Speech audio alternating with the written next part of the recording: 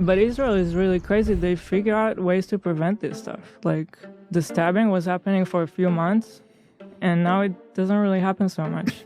And I don't even know how, but they have like their secret ways. אין חשמל, אין מזון, אין מים, אין דלק. הכל סגור. אנחנו נלחמים בחיות אדם, ואנחנו נוהגים בהתאם. When you talk about privilege, let's talk about someone who's going to UC Berkeley, paid by their parents $200,000 tuition, on campus protesting Israel. Do you find that ironic? I personally think it's so ironic. It's just like, I don't know, it's kids sitting here in like beautiful California criticizing, like, you don't even know what you're talking about. What we're seeing now at Columbia, and I don't use this word lightly, we're not seeing ideological war. We're not seeing support for terrorism. We are seeing terrorism. When I grew up, I couldn't really take a bus. I was afraid of blowing up. Right. And now it doesn't really happen. So the wall did help. So should we not have a wall? Since the events of October 7 and the ongoing disproportionate retaliation by the Israeli state, both Islamophobia as well as anti-Semitism have been on the rise in the United States. And the Palestinians are taught to kill us at 2 years old! That's pretty spicy. Yeah. Do we have that one? Man, I don't understand why left-leaning media, which is mostly Jewish, are calling people white supremacists, dude. Jewish. Did you just say that? Yeah, I just don't understand. Left-wing media is mostly Jewish? In order for Israel to maintain their system of apartheid and to justify their inhumane actions in Gaza, Islamophobia is quite obviously ingrained in Israeli society and Israeli politics. However, by associating itself and its actions with the religion of Judaism, falsely claiming to be acting on the wishes of the Jewish diaspora, Israel, ironically, is also perpetuating anti-Semitism. And that is 100% by design. They are vehemently against not only Israel, not only the Jewish students. Anti-Semitism is unquestionably a problem at the universities, but it goes significantly beyond that. These are protesters who are being influenced by outside organizations. The Islamic Republic of Iran is thanking them for their work. They are giving permission to these terrorists. Overnight, the U.S. House passed a bill 32291, and a group of representatives say they want to protect their Jewish constituents. And the bill would essentially make it easier for the Department of Education to enforce anti-discrimination laws at public institutions. So this bill would require the Department of Education to use the International Holocaust Remembrance Alliance's definition of anti-Semitism, denying the Jewish people their right to self-determination by claiming that the existence of a state of Israel is a racist endeavor. Anti-Semitism is an ancient form of bigotry, but since the creation of Israel for the past 80 years or so, it's been used as a tool for the growth and continuation of Israel's existence. And no, this isn't some conspiracy theory. Israel quite obviously wants more anti-Semitism in the world in order to justify its Zionist project. And by continuing their atrocious actions in Gaza and the West Bank, while wearing symbols representative of Judaism and claiming to be acting on the basis of Judaism, they guarantee the continuation, if not escalation, of global anti-Semitism. The anti-Semitic decision of the International Court in The Hague is a modern Dreyfus trial, and it will end the same way. The decision to issue an arrest warrant against me, the democratically elected Prime Minister of the State of Israel, and our former defense minister, was made by a rogue prosecutor who's trying to extricate himself from sexual harassment charges, and by biased judges who are motivated by anti-Semitic sentiments against the one and only Jewish state. Sleek and stylish in this wool blend, Najiba is hot, hot, hot. It's a look that screams, look out world, I'm a woman of the 12th century. Islamophobia is also an ancient form of bigotry, and although its existence in the United States was prominent before, Islamophobia's use as a tool for manufactured consent reached its cultural climax more recently, specifically after 9/11. You're saying that Islamophobia is not a real thing, that if you're critical of something... Well, it's not a real thing when we do it. Right. Well, no, it really isn't. I'm not denying that certain people are bigoted against Muslims as people, and that's a problem. Big of you. But why are you so hostile about this? It's gross. It's racist. We have to be able to criticize bad ideas. And of course we do. No liberal doesn't want to criticize bad ideas. But Islam at this moment is the motherlode of bad ideas. Jesus. So we have. 9/11 was a major turning point in the United States. The 90s were almost seen as the end of America's global fight against evil. The USSR was far behind us, and the United States didn't have a major adversary that they could villainize for their own self-interest. So in August of 2001, when George Bush was briefed by the CIA about credible threats of plane hijackings, it was the perfect opportunity for manufacturing consent.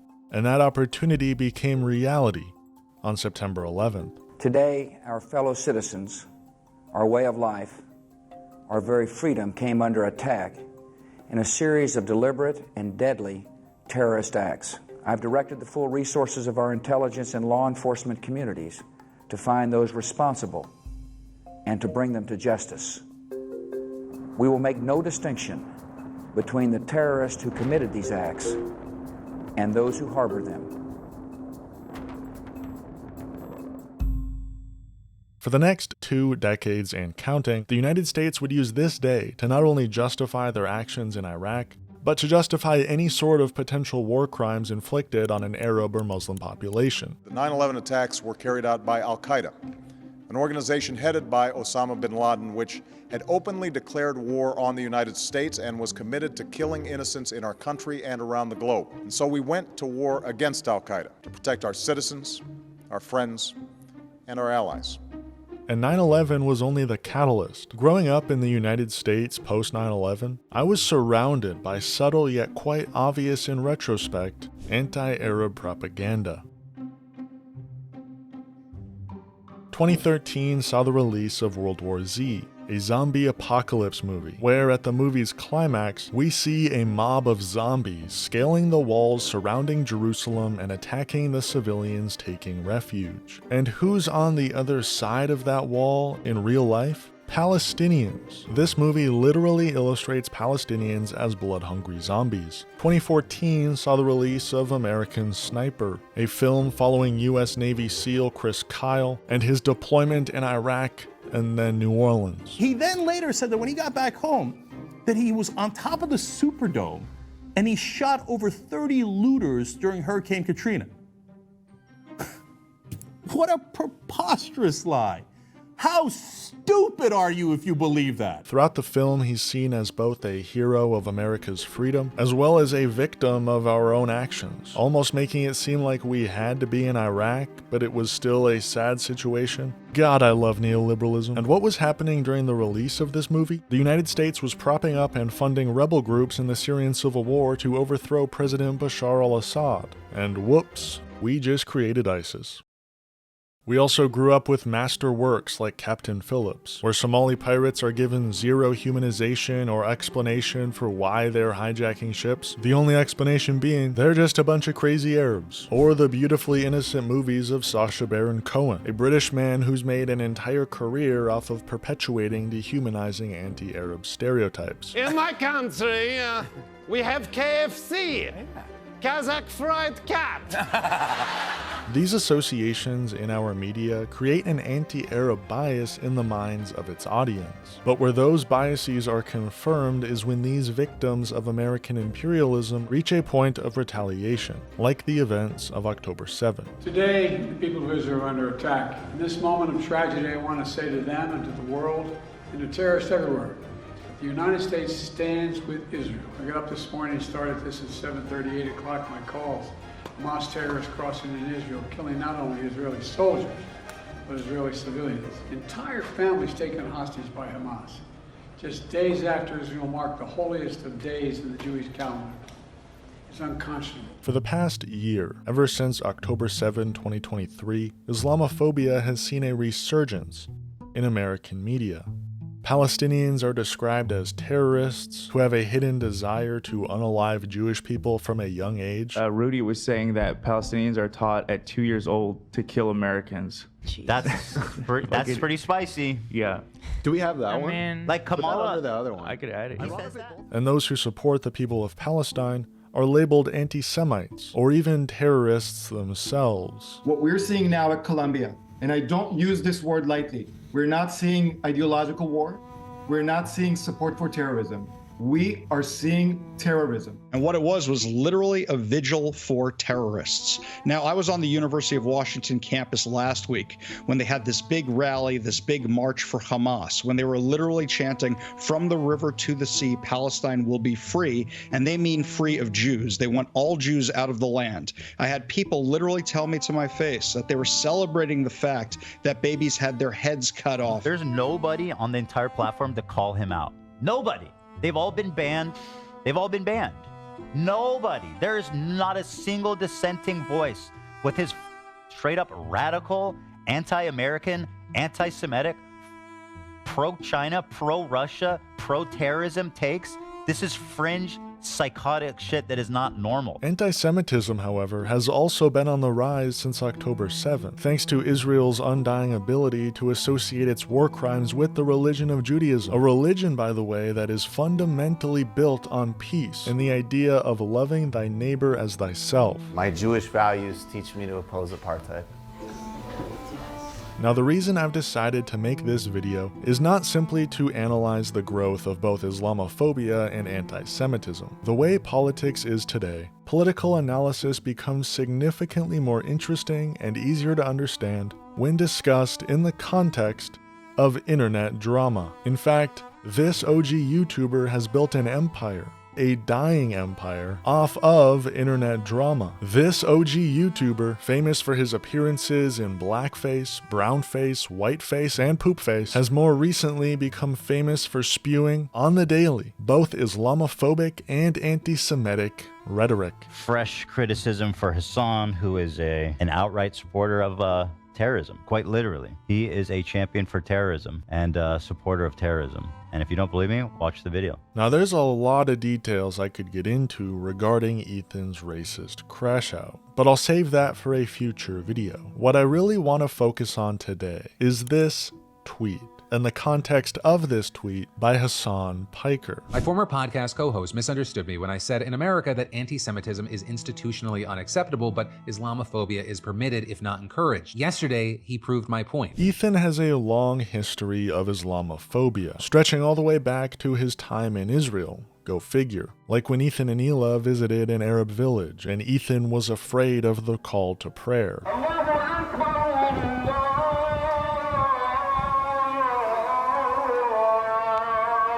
Hila, are you sure we're going the right way?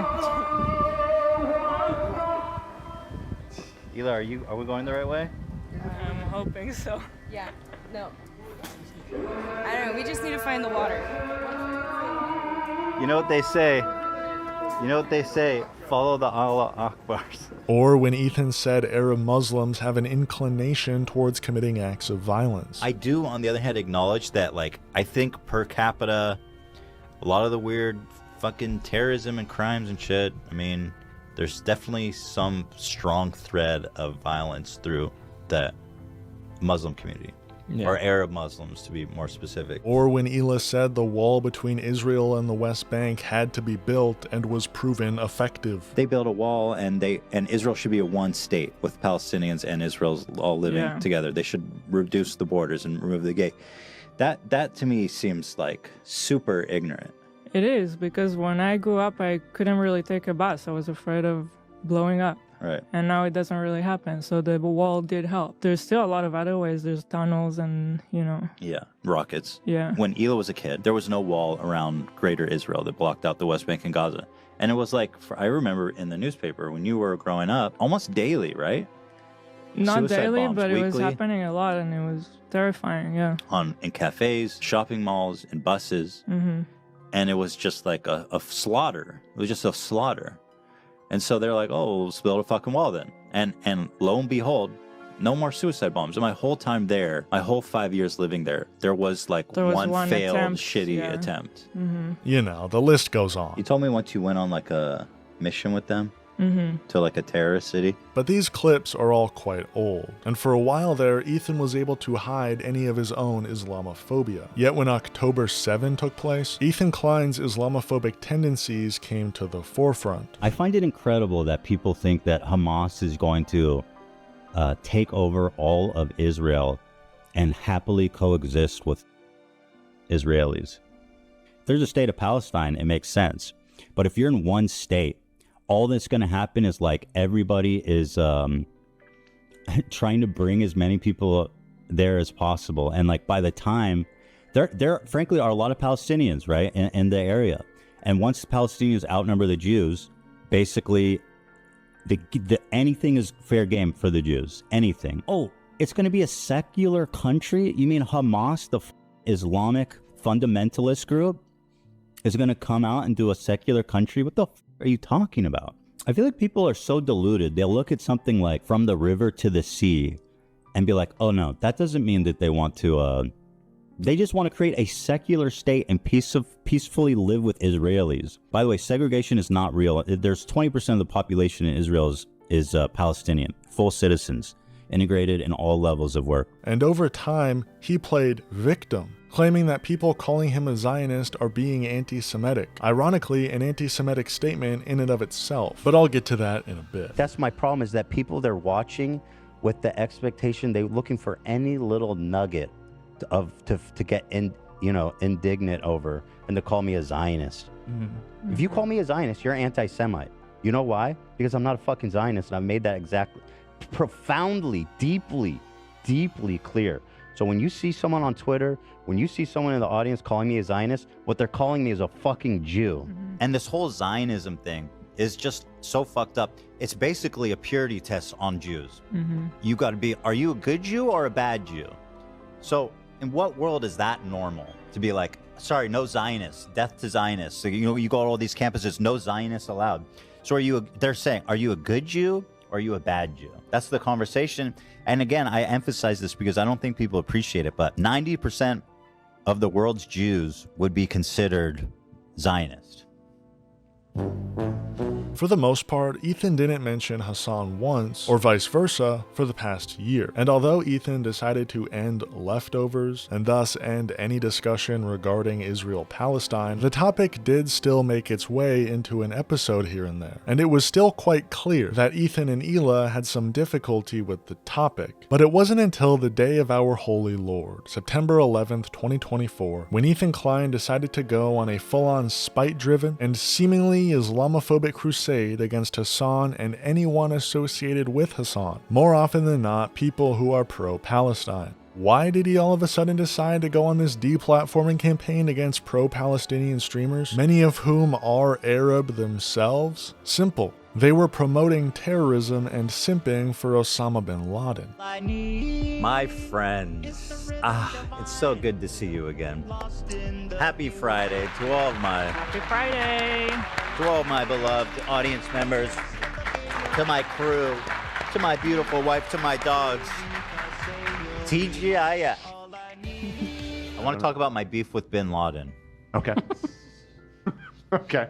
Now, I made the brave assertion on Instagram, and again, this stems from these TikTok people who are like being like simping for bin Laden because he was anti-American, and failed to read the rest of his manifesto, in which he said specifically, the reason I did this attack is because you're all gay Jews who aren't Muslim, it's doing Sharia law, and also you give loans. I saw this tweet, and it had, and this moment, it got even more, but it had 160,000 likes, 9 million views. So there's a lot of people on Twitter who are like, yeah, this guy's onto something. Do Americans actually know why bin Laden did all that? Or do they believe he hated that they can vote or something? And what's interesting to me is that when I actually read his writings and learned about it, it occurred to me that, like, holy shit, that is kind of why he hates us. He did quite literally hate Americans because they could vote and had freedoms. He specifically states in his writings the reasons: homosexuality, lack of Sharia law, drug use, lending of money, and letting Jews run the country, or the world, frankly. Please read his writings before regurgitating tanky talking points and running defense for a mass-murdering, homophobic, anti-Semitic piece of shit. Fuck bin Laden. Anyone trying to rewrite history. Yeah, I mean, if I want to extend a little bit of grace to some of these people that, you know, I'm assuming have not actually taken the time to fully read his manifesto or his writings or whatever, you know, there are parts of it where he's critiquing, you know, U.S. imperialism and messing with countries in the Middle East, like you said. And it can come across as like, okay, he's making some points here, but like you have to read on. Like you can't just read like you can't read the back cover on this one. Like you should delve a little bit deeper, because the further you read, the more it's like, oh, he's fucking insane. Okay. Coming to the conclusion that bin Laden hated us because we could vote and had some level of freedom of expression, that is the dumbest, most white supremacist argument you can make, and is an obvious example of Islamophobia. So the first thing I saw was this dude named Comrade Casey. Comrade Casey says, Ethan Klein has never heard of historical analysis. And I'm thinking, like, we can analyze it all we want. That's his literal words. Like, he's just like, I hate Jewish people and I want to kill people who have freedoms, who aren't following Sharia law all the time. And they're like, well, what did he really mean by that? It's obnoxious, but this isn't actually the most obnoxious. Then comes everybody's favorite, Frogan. So here I am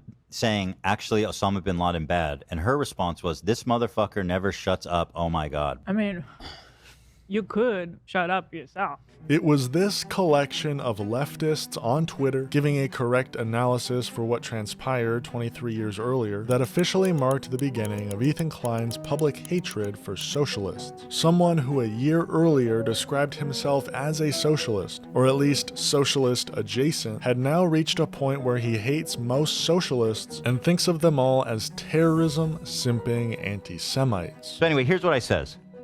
Why I hate most socialists. Let's take a look at Deprogram, one of the most popular socialist subreddits, and a show frequented by Hassan. These are the guys who said all Israelis are valid military targets, including babies, just by the nature of existing and being born there. So let's see what they're up to on election day. Ethan Klein was quite public about his hatred for woke socialists, but whenever mentioning this, made sure to include that he doesn't feel that way about Hassan. I haven't watched the whole thing. It's long as fucking... I generally don't like watching videos like this because it's usually depressing. And it seems to have like a neutral title, but I think everybody noticed as they were watching through it, even Hassan, I think, commented on it, that this video is a little fucking weird. Yeah. You had mentioned you had watched it. Yeah, I saw the whole thing. It is biased towards Hassan, right? It's all about how you kind of screwed everything up. And pretty much the core of the video is that you became like a debate pervert who then challenged Hassan and lost. Even Hassan was getting like frustrated watching it, and he was confused, and he's like, this is fucking weird. Yeah, Hassan didn't like the video at all, from what I recall. He thought it was weird, and the more it went on, the more he kind of like disliked it. Oh, I gotta go. I gotta finish. I'll finish this tomorrow. I gotta do the podcast. Personal news-wise, I ended the broadcast. We watched a YouTube video that was really good, and I highly recommend you guys check it out. It's by Comrade Casey in the chat, also known as, I believe, North Star Radio. Is that what it is? Is that what his YouTube name is? I forget. It seems to me that this guy is the exact sort of awful person Ethan was talking about that is within Hassan's community. And again, I'll say Hassan's video didn't have really any nasty comments, so I am definitely talking about people like this. Who are not in his comment section, though. But Ethan could only keep that lie for so long.